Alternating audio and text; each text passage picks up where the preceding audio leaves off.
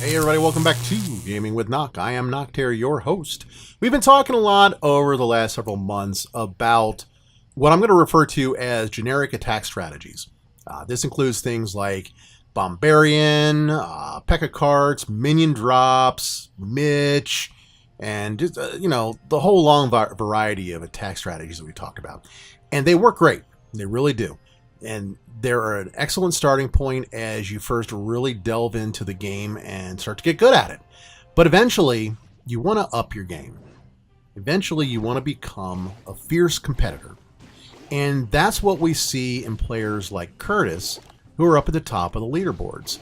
Now, I know, the leaderboards are all messed up right now. I mean, people with negative trophies, people that haven't played in 1 or 2 months that are in the #1 slot. I mean, Curtis himself, he got robbed last season because there were players in the top spots that hadn't even played, but yet, their trophy counts were at the top. And hopefully, eventually, Supercell will do something about that. But for now, use this as an opportunity to practice, to get your base together, and work your way into these more customized attack strategies. Now, Curtis is really good at custom attack strategies. What he does, he looks at a base, and during the preview phase, he analyzes it. He thinks, okay, what are this base's weaknesses? What are the deficiencies? How am I going to take advantage of that, and with what troops? Then based on that, he builds a custom army composition that he will use to take that individual base down. Now, as you know, you really only need to get somewhere in the 65-70% range to typically win most of your matches.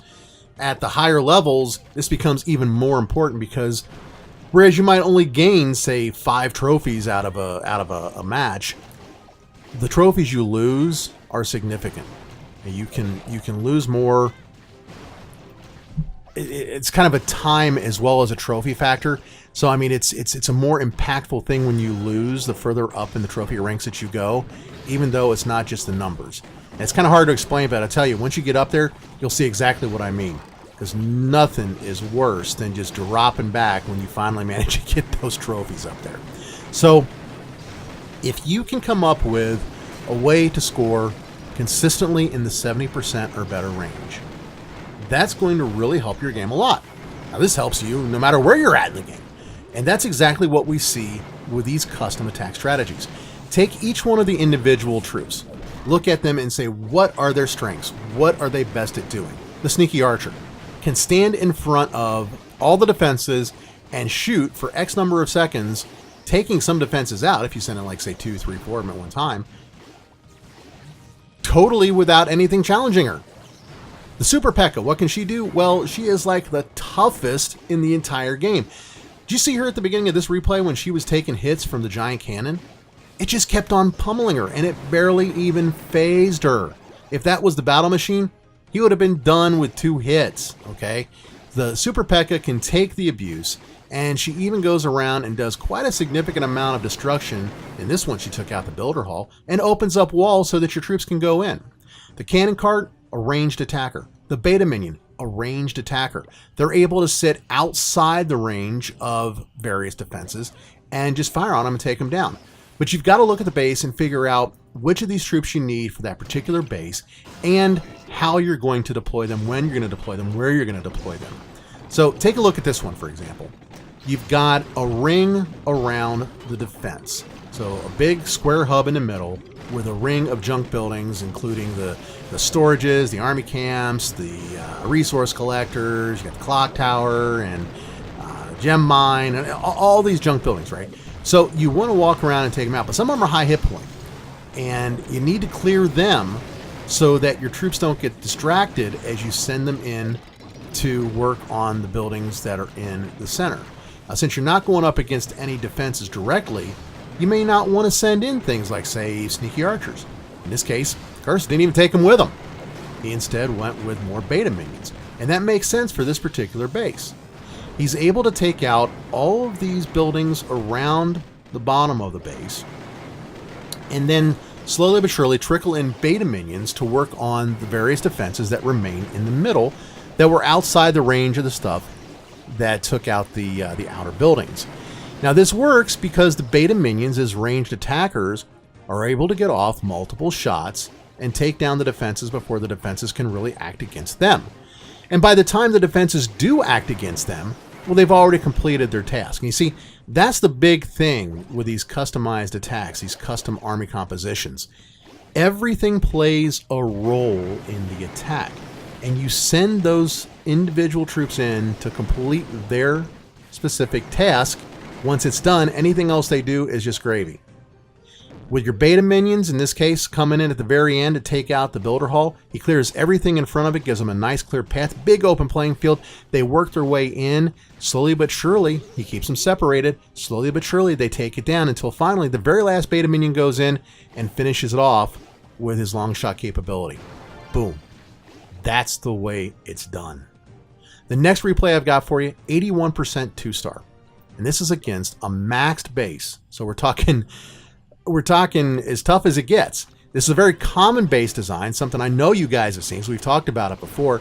And more often than not, you'll shoot for the 60 to 65% 2-star coming with a minion drops from that top left there, working your way in an offensive line, attacking the air bombs and then just sweeping through, right? Well, in this case, we're going to see some similar components as Curtis takes down individual defenses and junk buildings, if you will, around the outside. But he's got a much more complicated army and a much more complicated attack plan than you would see with something like a minion drops. So first things first, he's going to clear these outside buildings. And I'd have to say that 75-85% of these attacks, that's what you're going to do for the very first thing, is clear out the outside buildings. On the one hand, it gives you additional percentage points. On the other hand, it prevents your troops from being distracted as you send them in. It makes it more easy to focus them. It's like creating the funnel on the home village. And he uses his sneaky archers to do this. Now, why would you use the sneaky archers? Well, most of the buildings around the outside are usually going to be junk buildings. You want your sneaky archers to be able to get in close, take those buildings out, and not be fired on until they're able to do the requisite damage. And beta minions can do that to a degree, but it's real easy for the beta minions to kind of bunch up. You don't get quite the same bang for the buck in most cases with the beta minions on such a large scale. Now, he does come in with beta minions to take down the roaster. And in that case, they are really great for that. You send in 3 or 4 of them, you spread them out, because like I've said before, we're talking splash damage. You don't want your whole attack to get bombed because, you know, they happen to bunch up into one place and get taken out by splash damage. And they will manage to take down a building, like, for example, a roaster. Once that's done, the whole top of the base is clear. There is nothing left to distract that Super P.E.K.K.A. She's gonna go one direction and hit one thing. Takes out the apron at the top, breaks through, and goes to the top of the base, the hub, if you will, of the base, and breaks through that. Goes straight into the builder hall. It is the topmost building. It's the most accessible, the one that's the furthest out. It's exactly where she's going to target. You don't have to worry about anything around the outside getting in the way, something down the far long side that's going to pull her off. None of that is going to happen because you went in with your early troops and you cleared all that out. While she's doing her thing up there, you send in the battle machine.